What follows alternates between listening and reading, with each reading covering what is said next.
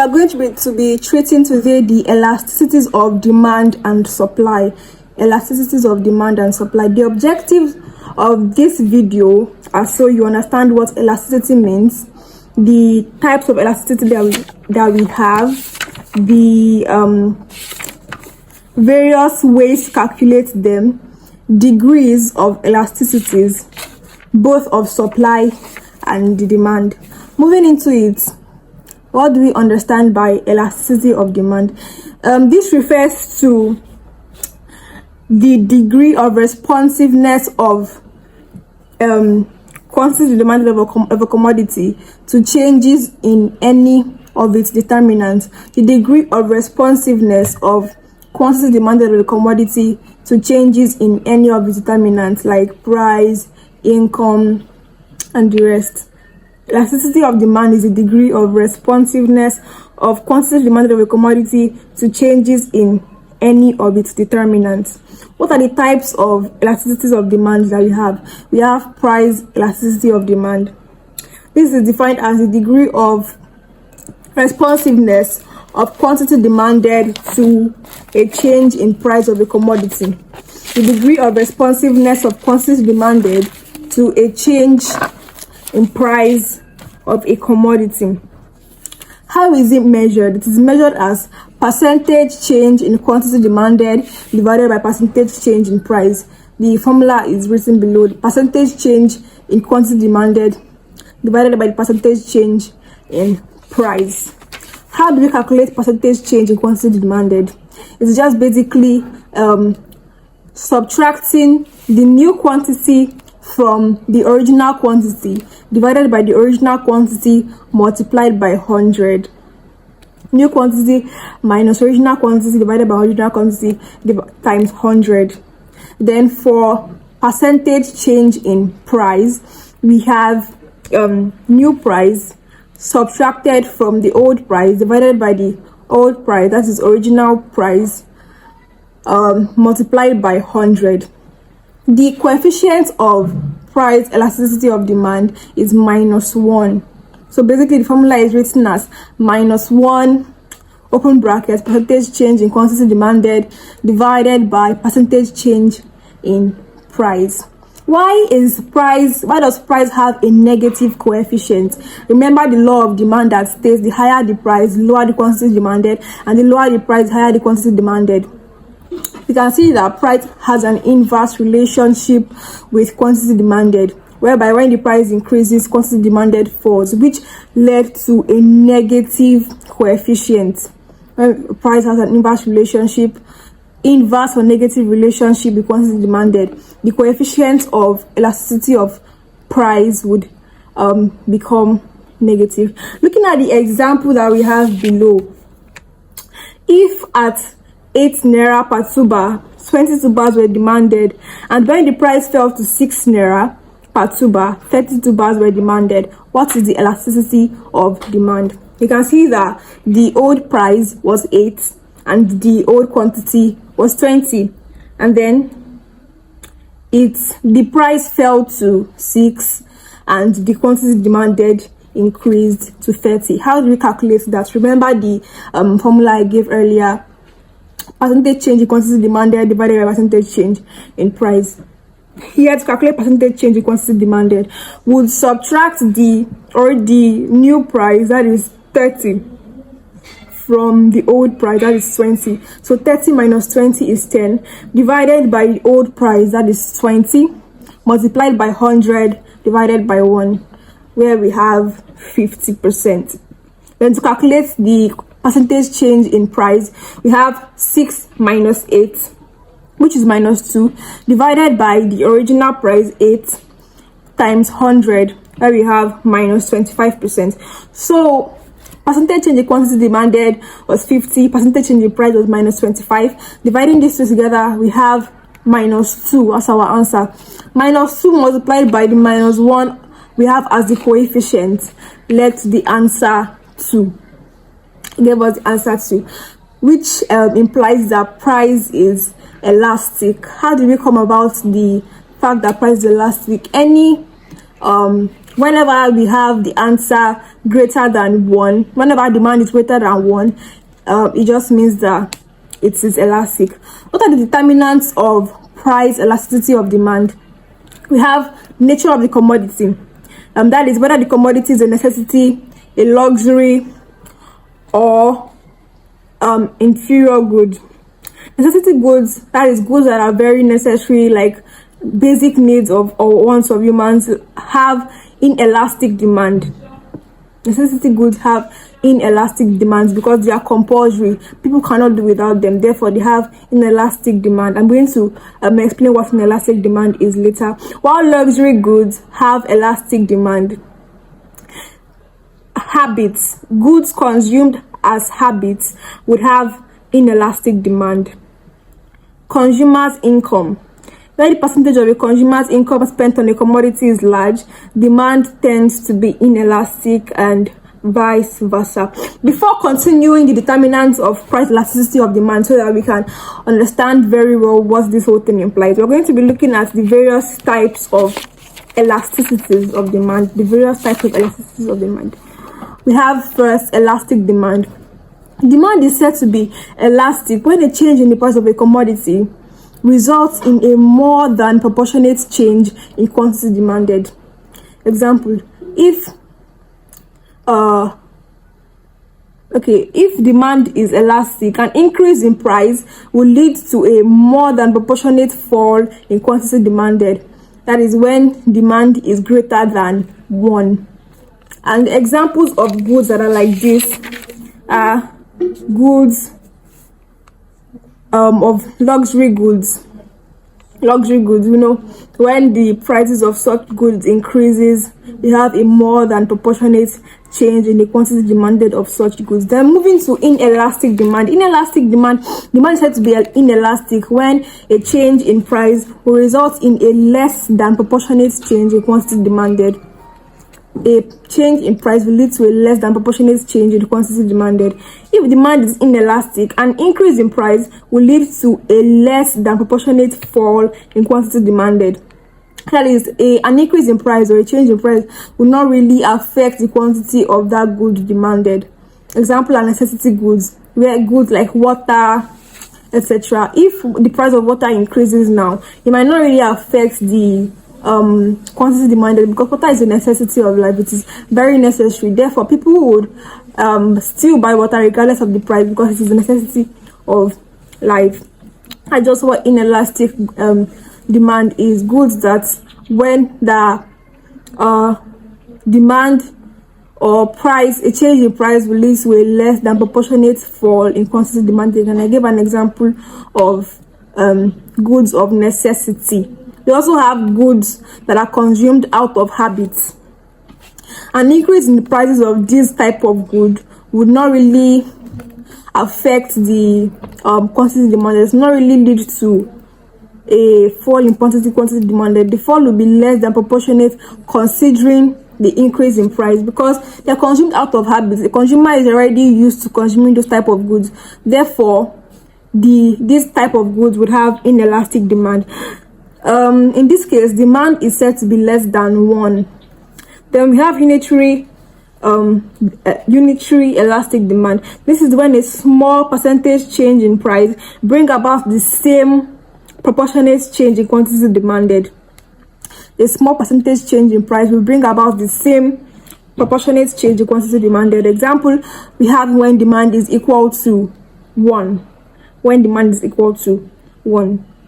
Then we have for perfectly elastic demand. This arises when at a certain fixed price, the quantity or demanded of that particular good tends to infinity. Any upward adjustment in price would make consumer not to buy even 1 unit of the good. It is referred to as inelastic elasticity, and its numerical value is, as you can see below, demand is equal to infinity. This type of demand is often related to the theoretical aspect and not really in real life situations, because knowing that in real life prices always have a way of affecting demand. But in this case, this perfectly elastic demand is stating that price does not really have would not really have an effect on the quantity demanded of commodities. That is, price remains the same, remains fixed. It tends to infinity. Then we have for perfectly inelastic demand. Perfectly inelastic demand. This is when the quantity demanded is not responsive to price. The quantity demanded of this particular good would remain constant. It is called zero elasticity, and its numerical value is 0. This is also not always true in real life. Looking at the diagram below, we can see that this is the graph for this type of good is vertical. Then moving back to the determinants of price elasticity of demand. I skipped it just to explain the various types of elasticities that we have. Now moving back to the determinants of price elasticity of demand, we have the nature of the commodity. That is, whether the commodity is an inferior good, whether it is a good of necessity, or whether it is a luxury good, can determine the elasticity of the price elasticity of demand. Where we have for luxury goods, the demand would be elastic because a change in the price would lead definitely to a more than proportionate change in quantity demanded. And for goods of necessity, that is good, your basic needs and wants, a change in price would not really affect quantity demanded. That is, the change in price would lead to a less than proportionate change in quantity demanded. Then we have consumer habits. Goods that are consumed out of habits, that are consumed consistently by a consumer, would have inelastic demand because a change in price would not really affect quantity demanded. We also have consumers' income. Where the percentage of the consumer's income spent on a commodity is large, demand tends to be elastic, that is, price elastic. And when the percentage of the consumer's income spent on a commodity is low, demand tends to be price inelastic. Number of uses. Commodities with various uses, that is, commodities that serve various purposes like composites, goods of composite demand, would have elastic demand. Then we have level of prices. If the price is high, the demand would be elastic, but if the price is low, demand would be inelastic. For goods of higher prices, we have the demand to be elastic. Then if the price is low, the demand would be inelastic. If the price is high, for goods of necessity, for instance, now I know that most goods that we then for normal goods, the elasticity of demand for normal goods is unitary, because a change in quantity demanded would lead to a change in price will lead to an equal change in quantity demanded. Moving to income elasticity of demand, the first one we looked at was price elasticity of demand. Moving to income elasticity of demand, this is the degree of responsiveness of the quantity demanded of a commodity to changes in income. The degree of responsiveness of the quantity demanded of the commodity to changes in income. It is calculated as percentage change in quantity demanded over percentage change in income. Percentage change in quantity demanded divided by percentage change in income. Where we have like the other one, percentage change in quantity demanded is calculated as new quantity subtracted from the original quantity divided by the original quantity multiplied by 100. Then for the percentage change in income, we have new income subtracted from the old income divided by the old income multiplied by 100. Given the example that we have below, we can see that when the income was 20,000, the quantity demanded was 120. Then when the income became 36,000, the quantity demanded was 96.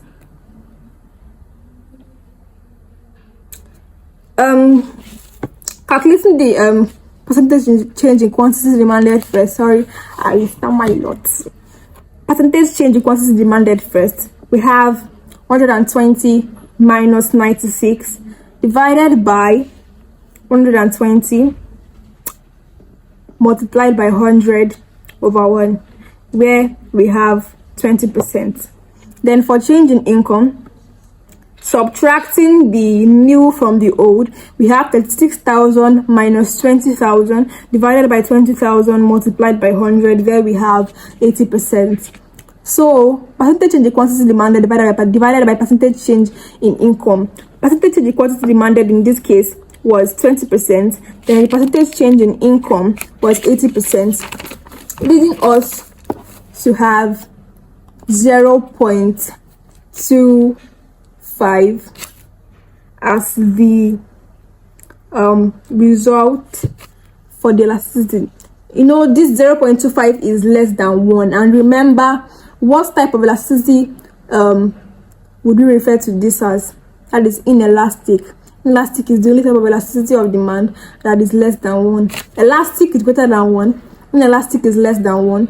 Unitary elastic is equal to 1. Perfectly elastic tends to infinity, or perfectly inelastic is equal to 0.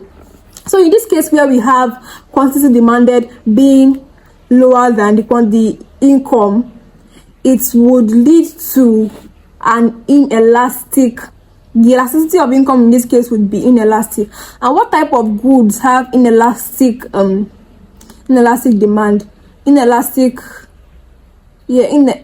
What type of goods are inelastic? That's just basically the inferior or given goods. Remember, inferior goods are those types of goods that when there's an increase in income, the demand for those goods will fall, because an increase in income now show class, and people might not really want to get those goods anymore. People might want to go for goods of higher quality. So inferior goods always or usually have inelastic, or the elasticity of inferior goods are usually inelastic. Then moving to cross elasticity of demand. This is a degree of responsiveness of quantity demanded of a commodity to a change in price of another commodity.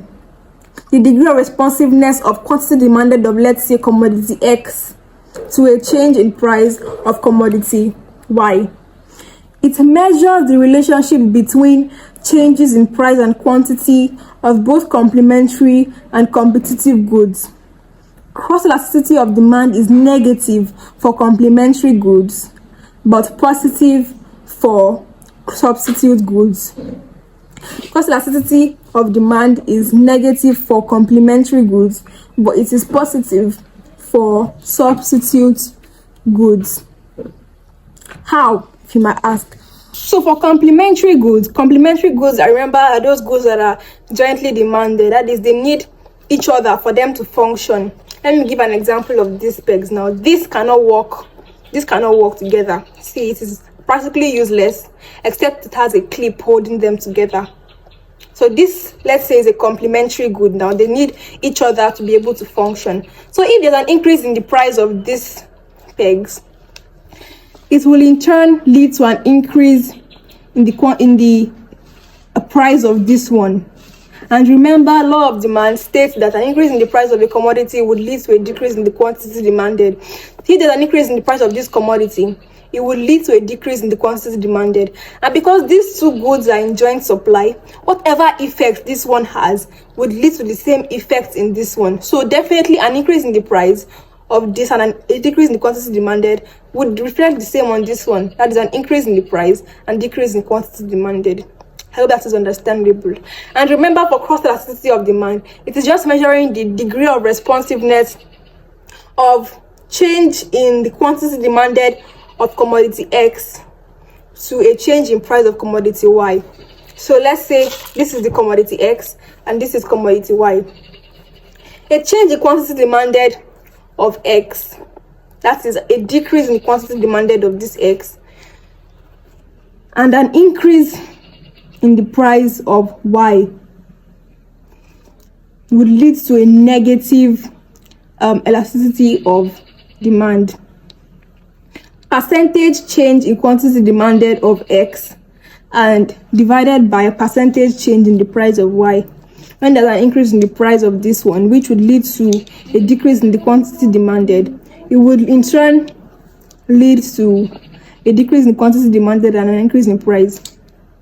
So an increase in the price of one divided by the decrease in quantity demanded, an increase in the quantity, an increase in the price of one divided by a decrease in the quantity demanded would in turn lead to a what? Negative elasticity of demand.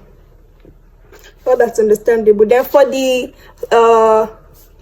formula, we have percentage change in quantity demanded of commodity X divided by the percentage change in price of Y. Percentage change in quantity demanded of commodity X divided by percentage change in the price of Y. Moving to point elasticity of demand. Point elasticity of demand. This measures elasticity at a precise point on a demand curve and not over a range of the curve for a very small proportional change in price.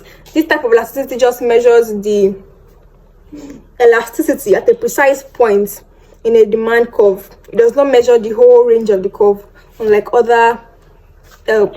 other forms of measuring elasticity of demand. This one just measures demand at a particular point.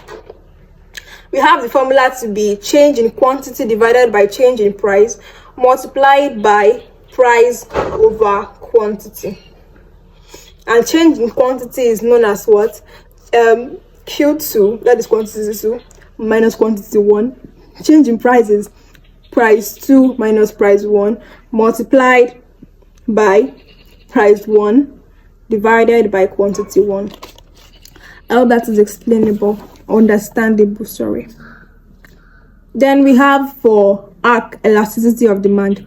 The arc elasticity of demand measures the coefficient of price elasticity of demand between 2 points on a demand curve. Point elasticity measures the elasticity of demand on 1 point, while arc elasticity measures the elasticity of demand between 2 points. We have the formula below as percentage change in quantity divided by percentage change in price multiplied by a change in quantity divided by a change in price multiplied by a change in price over Q1 plus Q2. I've explained the degrees of price elasticity of demand, which are elastic is greater than 1, inelastic, which is less than 1, unitary elastic, which is equal to 1, perfectly elastic, which is equal to infinity, and then perfectly inelastic, which is equal to 0. Moving to the application of elasticities. If demand is elastic, this shows an indirect or inverse relationship between price changes and total revenue. Under this situation, a seller would only need to reduce price to make profits. When we have elastic demand, when the demand for a particular commodity is relatively elastic, a seller would need to reduce price of that good in order to maximize his profit. Remember, I said earlier that goods with higher prices are elastic, while those with lower prices are inelastic. So for these elastic goods, a producer would need to reduce the price of these goods in order to make profit. If the goods or demand for a particular good is inelastic, a rational seller faced with such goods, which are necessities, would need to increase the price in order to maximize profit. Then if demand for a good is unitary elastic, a producer does not need to make any changes in price and quantity. It is perfect the way it is. There will be no need for movement or changes in price and quantity. Then what are the importance of elasticity, or what are the uses of elasticity? It guides the producers and the sellers on price. Elasticity of demand helps a producer to know what type of demand they have for their commodities and aids them in deciding the price to make on such goods. For example, I just explained earlier that for elastic goods which have high prices, in order for a producer to maximize profits, he would need to decrease the price. Then for inelastic goods which have low prices, generally like basic needs or necessities, producers would need to increase the price to maximize profit. Then it also guides government on making tax policies. Government has to impose taxes on goods that are inelastic. The government would need to impose more taxes on goods that are inelastic in order to maximize profit, and more taxes on high income earners whose elasticity is inelastic, and less income taxes on the poor whose income elasticity is elastic.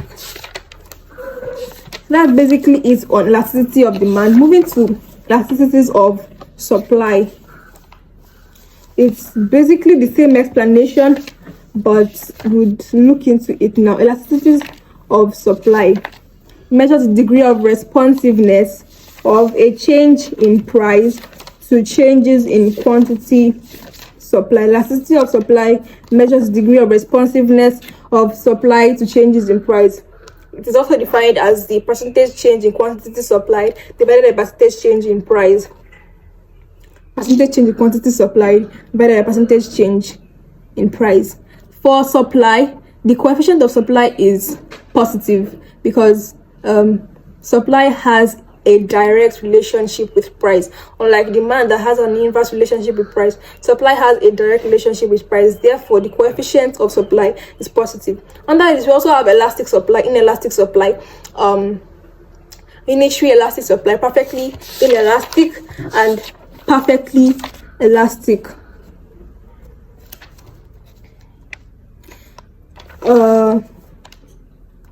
We can see the diagrams below where we have for elastic supply. We can see that a change in quantity supplied will lead to a more than proportionate change in price. For unitary elastic supply, we can see that a change in quantity supplied will lead a change in price will lead to an equal change in quantity supplied. Perfectly inelastic supply, the supply curve will remain constant no matter what happens to price. For perfectly elastic supply, the price would remain constant. That is an horizontal line. Then for relative inelastic supply, a change in price will lead to a less than proportionate change in quantity supply. We have factors that influence or affect supply. Number one is time. Number one factor that affects supply is time. Supply of commodities tend to be inelastic in the short run. Supply of commodities tend to be inelastic in the short run. That is, a change in price will lead to a less than proportionate change in the quantity supplied. That only happens, or majorly happens, in the short run. We also have cost of production. Commodities with higher cost of production, that is, higher cost of inputs and all of that, would tend to be more inelastic, while commodities with lower cost of production would be elastic because it is cheaper to obtain more inputs to increase supply. Commodities with higher cost of production would be inelastic, while commodities with lower cost of production would be more elastic. Nature of the product. Durable commodities would have more elastic supply, while perishable commodities would have inelastic supply. Let me give an example. Let's say fridge. Now, fridge is a durable commodity.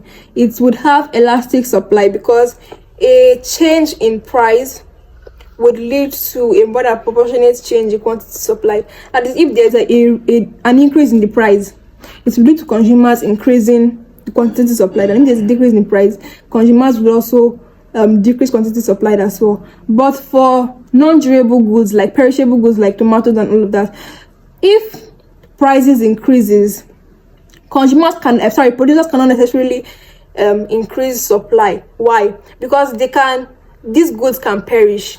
These goods can get spoiled. So if they increase the supply of these goods, it might lead to wastages, as they might not be sold out. We also have number of producers in the market. The larger the number of producers, the easier it would be to increase output in response to change in price. The higher the number of producers in the market, the higher of supply made, the higher number of goods that will be supplied, which will lead to elastic supply. The ease of entry of new firms in an industry can also make supply elastic. When firms can easily enter an industry, will increase the number of commodities sold, which would make supply elastic. Availability of storage facilities. When there are enough storage facilities available, it can lead to an increase in supply, thereby making supply elastic. When there are places that commodities can be stored. So in this case, an increase in price would definitely lead to a more than proportionate increase in quantity supplied, thereby leading to elastic supply, and vice versa for producers that don't really have storage facilities. These producers would just have to make do and decrease the supply regardless of how high the price is. Then we have importance of elasticities of supply, both to a producer and the government. We should note something, that elasticity of supply determines the effect of change of demand on price. If supply is fairly inelastic, an increase in demand will bring about only a small increase in quantity supplied, but would cause a big rise in price. So for a producer, what would elasticity of supply do to him? It would guide him to know that his revenue would increase because he can increase his price for greater profits. It would help the producer, to guide the producer on fixing prices for a product. Then to the government, it would guide the government on fixing taxes on products with higher prices, and lower taxes on products with lower prices.